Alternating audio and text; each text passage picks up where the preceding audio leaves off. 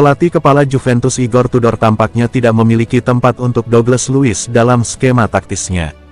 Dalam musim yang tidak lazim bagi raksasa Serie A itu, Thiago Motta hanya bertahan 8 bulan sebelum dipecat pada bulan Maret karena penampilan buruk, dan Tudor masuk sebagai penggantinya.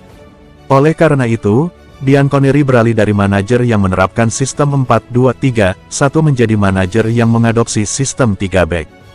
Perubahan taktik yang radikal ini diharapkan berdampak drastis pada sejumlah pemain. Sementara pemain seperti Kenan Yildiz, Nico Gonzalez, dan Khéphren Thuram tampak lebih tenang, pemain lain tersisih.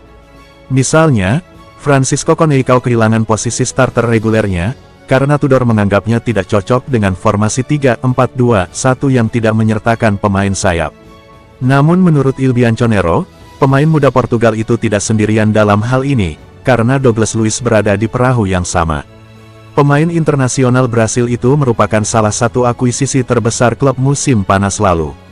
Ia direkrut dari Aston Villa dalam kesepakatan pertukaran yang melibatkan Enzo Barrenechea dan Samuel Ealing Jr. Operasi itu menelan biaya lebih dari 50 juta euro bagi Bianconeri. Namun, Luiz belum menemukan bentuk permainan terbaiknya di Turin. Setiap kali ia tampak membangun momentum, ia justru terhambat cedera.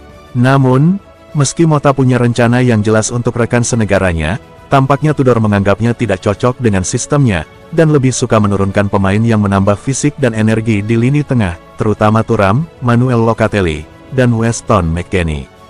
Oleh karena itu, sumber tersebut meyakini ketidakhadiran Douglas tidak sepenuhnya terkait dengan kondisi fisiknya, tetapi lebih merupakan pilihan teknis dari pihak manajer.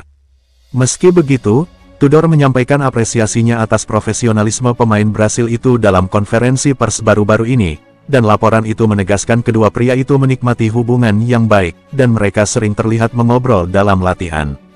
Musim perdana Lloyd Kelly di Juventus mungkin akan dipersingkat karena cedera saat Newcastle United bersiap untuk transfer permanen.